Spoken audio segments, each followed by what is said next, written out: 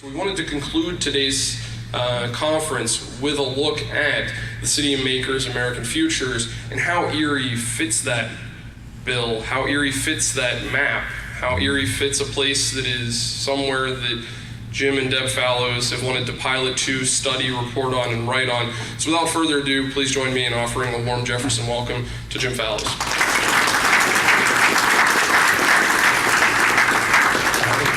Thanks very much, Ben, and thanks you all for having me be part of the activities today. I'm looking for my famous notebook, which has my notes on it.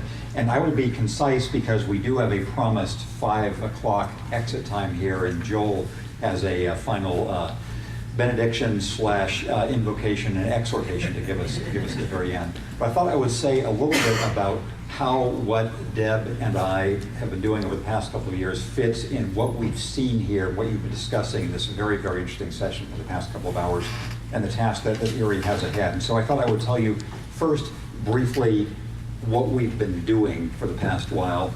Second, in generality, the kinds of things we've found. We've been trying to report in the Atlantic and in radio broadcasts and in videos and a book we're going to do next year. And then third, how this fits exactly the situation of Erie. What strikes us for better and worse and challenging and encouraging as we've gotten to know this town. And first I'm going to ask everybody for a check of my own memory. Many eons ago, when I was a 26-year-old speechwriter for Jimmy Carter, my memory is the last event of this 1976 campaign was here in Erie. I seem to remember there was like a 36-hour straight blitz of campaigning. We started maybe in some place in Washington State, and we're in Pontiac, Michigan. I think we were here before going on to Atlanta, Georgia for election night. Does that, anybody, was that true? Jimmy Carter was here at the request of Bob Baldwin, and I can remember going to a reception at the old Holiday Inn, Barb Chafee's old Holiday Inn at 18th and State. Well, I'll take that as confirmation. I'll tell our fact checkers it's true, and so I'm glad to be back here again. So the 1-minute version of the project Deb and I have been doing is I've worked for the Atlantic for a very long time. In fact, ever since I left the Carter administration. I've spent a lot of that time overseas and in the sort of the 5 years of economic collapse for the U.S. and the rest of the world. We were living in China at that time and traveling all around. And there were two things about the experience in China which sort of conditioned what we would do when we get back to the United States. One was we spent a lot of our time just getting on a bus, getting on a pedicab, just going to the far extent of rural China and contrasting that with what we saw in our homes of Shanghai or Beijing or other places, and just how huge and diverse the country was. The other was that the prevailing narrative about the United States, both in the US and worldwide then, was going straight to hell. You know, the United States had had a real estate collapse and financial collapse that was bringing the entire world down. There was a lot of sense, particularly in China at the time of the Beijing Olympics and onward. We're on top, the US is going down the long slide towards demise. And so we thought, as part of what we would try to do in returning to the United States, to have a Chinese approach of going out into all of the hinterland and saying, what does the country look like if you're not just in New York, Boston, DC, et cetera. A related journalistic premise is, I grew up in a much smaller town than this, a little farming town, orange ranching town in California. And my sense of one of the media distortions is, every detail of life in New York City. A rainstorm in New York is front page news in the New York Times. But most of the rest of the country, except Seattle, San Francisco, LA, Boston, New York, DC, maybe Miami, maybe Chicago, is you only go there if there's a disaster. If a coal mine fire or a hurricane or a shooting or it's the Iowa caucuses or whatever, that's when it gets national attention. So we thought, what if you approach these places as real entities and tried to report them the way you would some other place that the media took seriously. So I put an item on the Atlantic site about 3 years ago saying, tell us the story of your town, why it has had some kind of challenge, and then what's interesting about the way it recovered.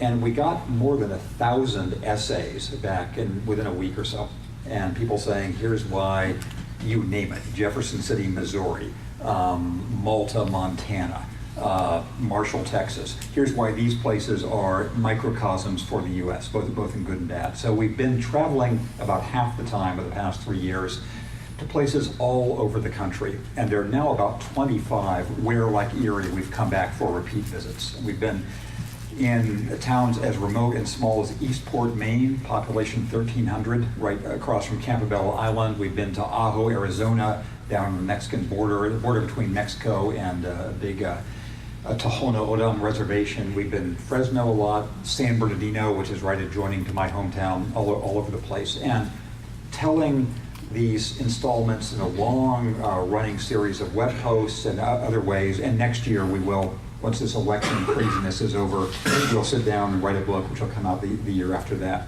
The main things we have found, which I talked about in a cover story for the Atlantic early this year and in a number of intermediate posts, I would group this way. By far the most important thing we've tried to convey is that at a time when national level politics in the United States are at a near historic nadir, where things, I mean, you can't say worst ever because we had the Civil War.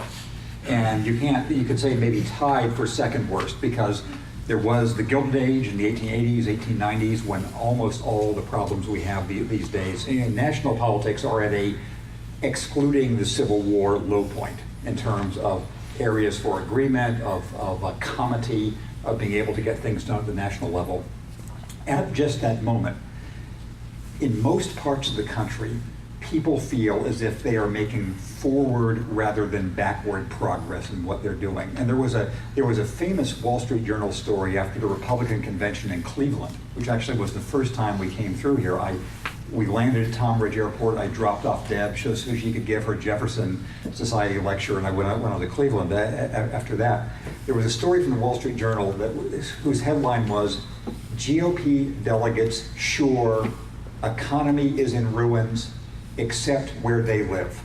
This was sort of across the country, you have this sense, American education is horrible, but here in Columbus, Mississippi, we're finding ways to have new schools.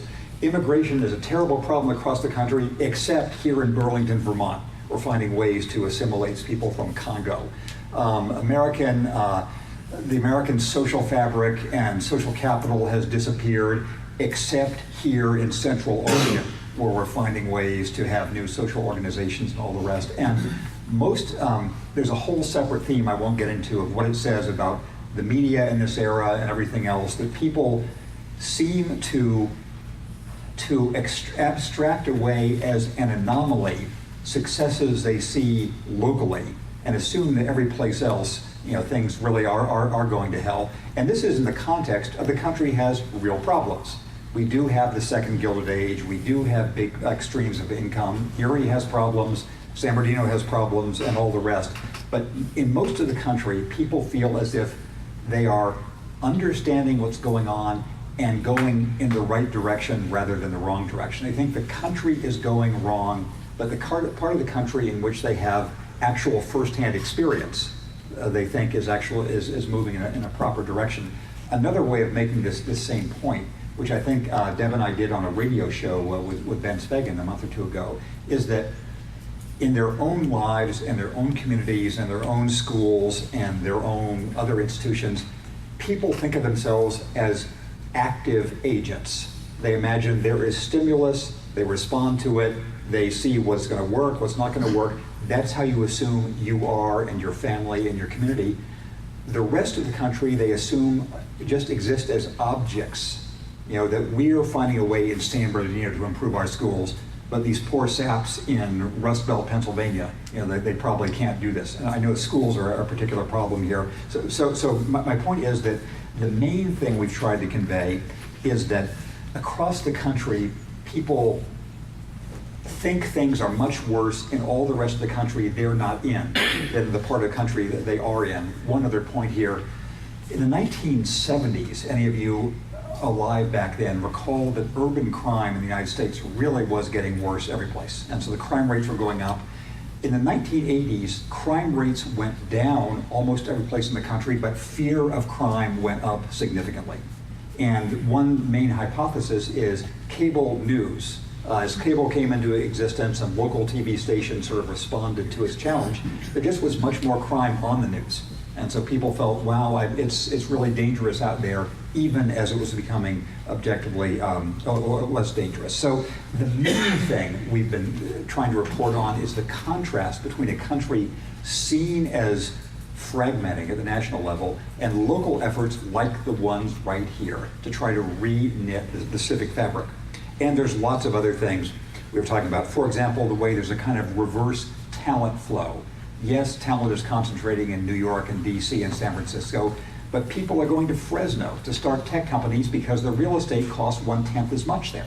And people can think of that as for Erie and other places. There's tremendous innovation in educational systems. I'll mention just one other thing on this list.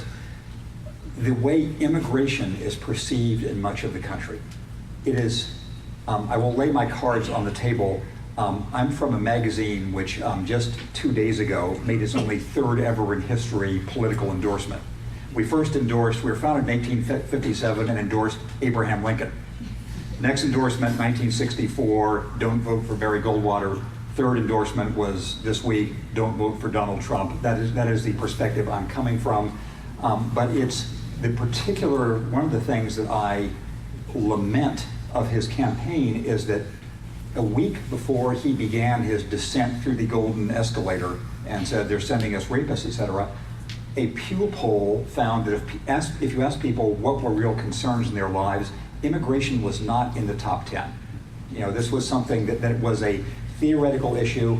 It's our firsthand experience that the closer you are to the border and the more ethnically diverse a community is, the less concerned they are about immigration. I mean, ethnic change has been through America's history. It's always been challenging, and what's distinguished the United States is it keeps on happening. We're able to absorb it. Erie knows that through all the different waves of people who have come here. And so it's telling that a couple of months into the campaign, the state in which there was the highest registered concern about Mexican immigration was Arizona, no. Texas, no. New Hampshire. New Hampshire, which would benefit so much from building the wall, as you know. So we've had lots of incidental observations, and I could go on at length, but I won't. I'll just say, let me just to move to how, in particular, Erie fits into the pattern we've seen. We've come back here repeatedly. It's a place like 10 or 12 others that really has captured our imagination. I think there's a particular problem you have, which is on the far end of the problems we've seen. And there's a particular strength that has impressed us and is why I'm here today. The problem is what I was referring to earlier today is sort of a structural unfairness or a structural cruelty. I'll illustrate it by analogy with San Bernardino. Any of you who've been to San Bernardino? San Bernardino was my town had the same relationship to San Bernardino as some of the suburbs here do have the area. It was right next door. San Bernardino has had worse economic blows than Erie has had by far over the last 30 years. There used to be a giant Air Force base employing 12,000 people. That is gone. There used to be a giant steelworks. That is gone. There used to be a big Santa Fe Railroad switching and maintenance place. That got moved back to Kansas. There used to be an interstate freeway that got moved. I mean, that's what you call hard luck for a town when an interstate freeway is moved 20 miles west. So San Bernardino has had a lot of economic blows, but its real problem is political. Its real problem is a unique city charter engineered about 50 years ago, which ensures that the police and fire departments in California's poorest city have automatic wage and pensions indexed to the levels in Pasadena, Palo Alto, Oceanside, Santa Clara, the richest cities in the state. It's a whole long story they're trying to cope with now. So it's economics is the challenge for San Bernardino. The problem is political. My sense from minor exposure here is that something similar is the case, that the economics are a challenge for Erie. The problem is political. It's the structure of a city carved out arbitrarily in the middle of what would be a natural economic zone, and the taxes and all the things you saw in this fascinating presentation, the way in which the income pattern has changed in the last 50 years of having the city of Erie become a place where the poor people live and the suburbs be where the richer people live, and that's not an underlying economic problem, it's a political issue, and Godspeed in confronting that. So that is the way in which Erie is in the most challenged list of places we've been. The way in which it's in the most impressive is exemplified by this meeting today. The places we've been that are most discouraging, actually, it's not really San Bernardino, but a few other places in Appalachia, Eastern Kentucky and West Virginia and some parts of Georgia, where we ask one of our standard questions to people. And that question is, who makes things go here? And the answers vary. It can be a business leader, it can be a librarian, it can be some civic activist. But in cities, communities that are working, there's an answer. And there are like 10 answers. And when there was a really hard-pressed town in West Virginia where I asked the editor of the newspaper that question, he said, well, can I get back to you? And that was a really discouraging sign for that city in West Virginia. And Erie, when we asked that question here, we got a long, long list of answers. Many of the answers were people who were in this room. And I think that Erie is exceptional in the supply and cultivation of civic capital, of civic organizations, of the raw material for the partnerships and the collaboration that you are hearing in the last stage of the presentation as being essential. And as we have found all around the country, that if a place is going to work, things like public-private partnerships have to be real, and collaboration has to mean something tangible, and you have to find ways in which the poison of national politics does not drip down into local politics, and you're able to get things done. And so, without belaboring the point, I'll say that Erie is an exceptional place in that way. I mean, the Jefferson Society by itself is amazing. And I will, when this election is over and I have my brain recovers and I can write things again for the magazine, I will talk about the way in which this is a constructed part of civic fiber for the town. There's lots of other illustrations that I won't give you. I did an item, I think you have in your packets, an item I wrote this morning hurriedly from Cleveland saying, again, when my brain heals, I'll write about some of these things in Erie, as we saw in Dodge City as well, of people constructing civic capital. So because we're getting near the end here, I'll simply say, having been to Erie for the first time in 1976 for a campaign rally and only episodically since then, it was fascinating for both Deb and me to see the richness of what people here are trying to do in challenging circumstances. Challenging because of the underlying economy, more challenging because of the political unfairness that you have to deal with. And it is only through efforts like this that those problems have a hope of getting addressed. And so we will continue to visit Erie. I have a lot more things to write about it. We'll talk about you all in our book. But what we find most impressive and distinctive is exemplified by all of you being here right now. So I'm impressed by what you're doing. I'm glad to have a chance to join in, and I'll be happy to answer any questions that Ben may have, and then we'll set up Joel for his big close. So that's my pitch.